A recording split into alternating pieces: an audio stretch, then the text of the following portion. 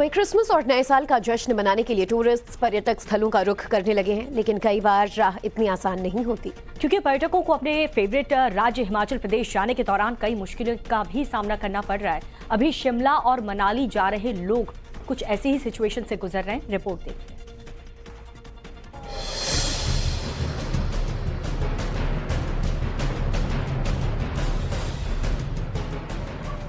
दुनिया भर में क्रिसमस दस्तक दे रहा है, वहीं इसके बाद नए साल का जश्न शुरू हो गया है। लोग इन पलों को यादगार बनाना चाहते हैं, इसलिए कई बार खास जगहों को भी रुक करते हैं, लेकिन ये राह हर बार आसान नहीं होती। वहीं ये टूरिस्ट प्लेस अगर राजधानी दिल्ली से ज्यादा दूर न हो तो फिर रास्ते पर जाम तो लग ही जाता है। ऐसा ही कुछ हाल अभी दिल्ली से हिमाचल प्रदेश के बीच का है।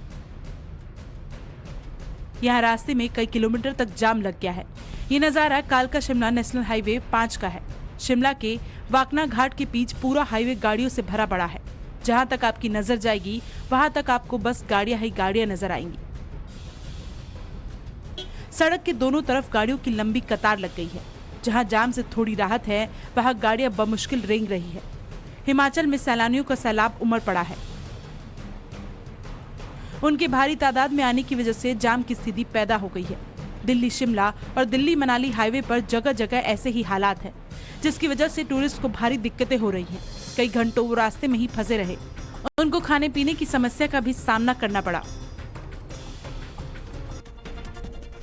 वहीं मध्य प्रदेश के कूनो नेशनल पार्क से बड़ी खबर सामने आई है। बाड़े से आजाद होते ही चीते जंगल से बाहर निकल गए। कूनो एरिया के चीतों के बाहर निकलने पर इलाके के लोगों में दहशत का माहौल है। आपको बता दें, नामीबिया और साउथ अफ्रीका से कूनो पार्क में ये चीते लाए गए थे। तो मध्य प्रदेश के कूनो नेशनल पार्क से ये बड़ी जानकारी आपको दे रहे हैं, जहाँ पर कूनो के जंगल से बाहर निकले चीता अग्नि नाम का ये जो चीता है वो 2 दिन से बाहर घूम रहा है, जिस वजह से जो गाँव के लोग हैं वो काफी ज्यादा दहशत में आ चुके हैं।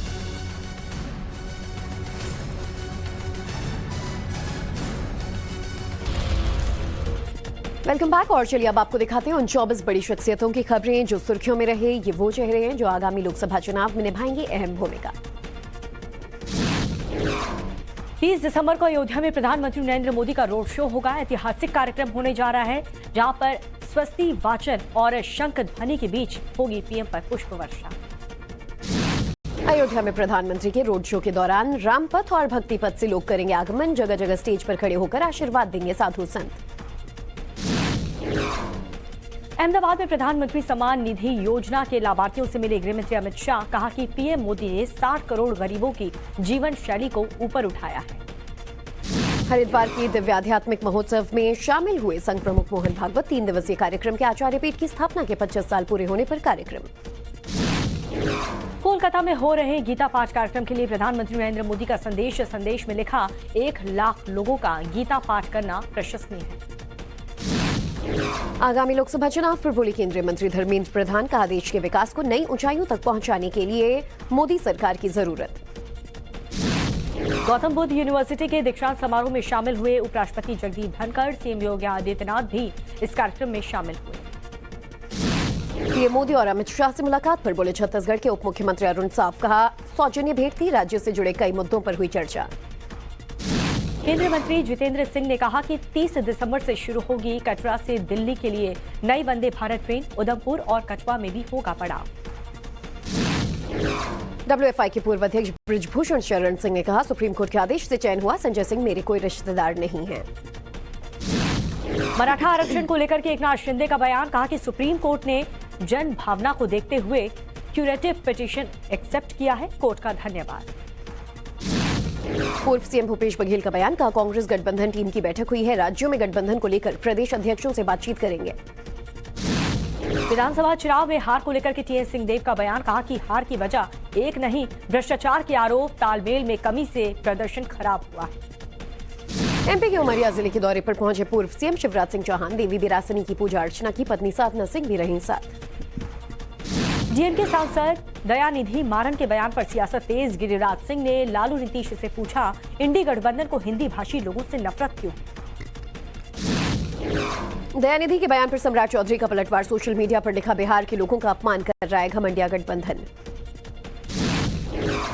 डीएमके सांसद दयानिधि के बयान पर बोले तेजस्वी यादव, कहा कि उनका बयान निंदनीय है, हम लोग इस बयान की निंदा करते हैं। केरल के सीएम पिनरई विजयन के गनमैन पर प्रदर्शनकारियों के हमले का आरोप, वायरल वीडियो में लोगों पर लाठियां बरसाते नजर आए गनमैन। उद्धव गुट की शिवसेना का सामना के जरिए कांग्रेस पर निशाना, कहा कि स्वतंत्रता की लड़ाई में सर्वाधिक त्याग करने वाली कांग्रेस आज खुद के अस्तित्व के लिए संघर्ष कर रही है। आइडियाज फॉर द विजन विकसित भारत 2047 कार्यक्रम में शामिल हुए गोवा के सीएम प्रमोद सावंत, कहा संकल्प से लोगों के बीच जागरूकता फैलती है।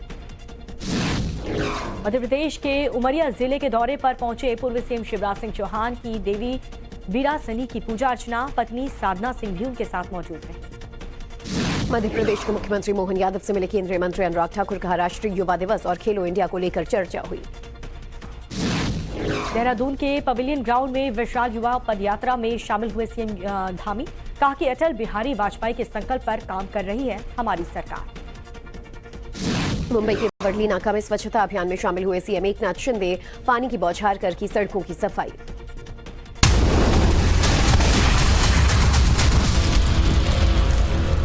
और चलिए कुछ और खबरें आपको बताएं, जिसमें कुश्ती संघ के पूर्व अध्यक्ष बृजभूषण शरण सिंह का बड़ा बयान सामने आया है।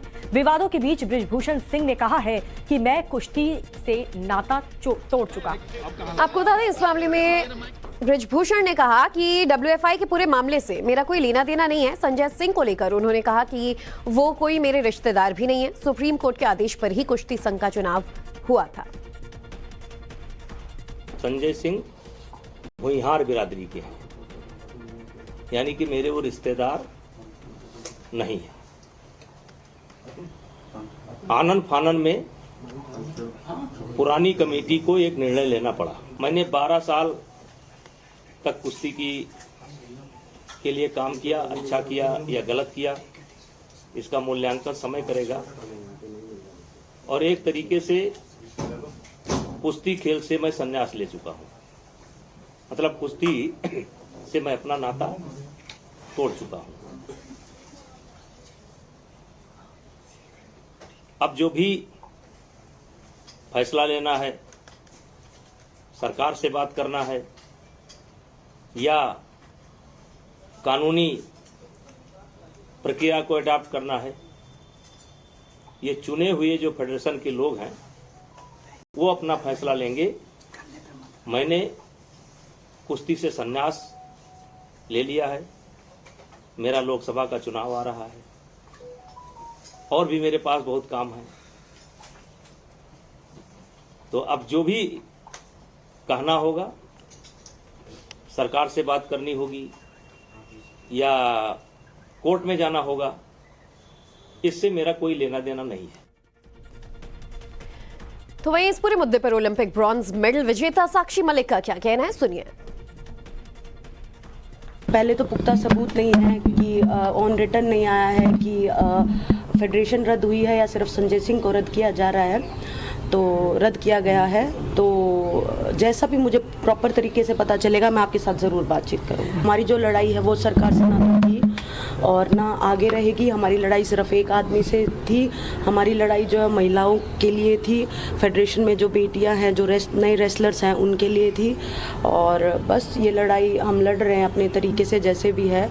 मैं तो संन्यास का मैंने अनाउंस किया है और बस यही चाहूँगी कि जो आने वाली बेटियां हैं, बच्चे हैं, उनको न्याय। क्या साक्षी मलिक संन्यास वापस लेंगी? क्या संन्यास वापस लेंगी? अभी मैंने बताया है, जैसा भी आगे होगा वो मैं फिर आपको बता दूँ।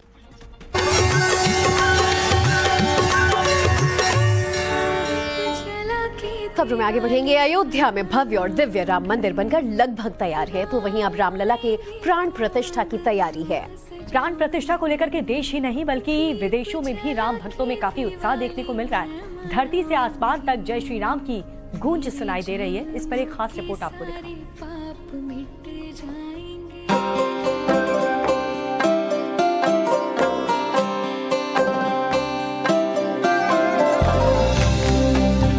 चलो अयोध्या धाम, प्रभु श्री राम आए हैं। देश के कोने कोने से ये आवाज आ रही। 22 जनवरी को राम मंदिर में रामलला की प्राण प्रतिष्ठा होगी। इसको लेकर तैयारियां जोरों शोरों से चल रही। देश के कोने कोने से राम भक्त अभी से राम नगरी अयोध्या में जुटने लगे, तो वहीं अयोध्या धाम को दुल्हन की तरह सजाया और संवारा जा रहा है। मंदिर के निर्माण का काम भी करीब करीब पूरा हो चुका है। भगवान रामलला की प्राण प्रतिष्ठा 22 जनवरी 2024 को प्रधानमंत्री नरेंद्र मोदी के हाथों होगी। अयोध्या में रामलला के विराजमान होने का शुभ मुहूर्त भी आ गया है। प्राण प्रतिष्ठा के लिए शुभ मुहूर्त का क्षण महज 84 सेकंड होगा। पूरी तैयारी है और स्वास्थ्य सेवाओं को लेकर कल हमने वहां समीक्षा की है। हर स्थिति में बेहतर से बेहतर चिकित्सा सुविधाएं जो वहां पर आएंगे श्रद्धालुजन उनको मिले, इसके लिए हर बिंदुवार समीक्षा की है।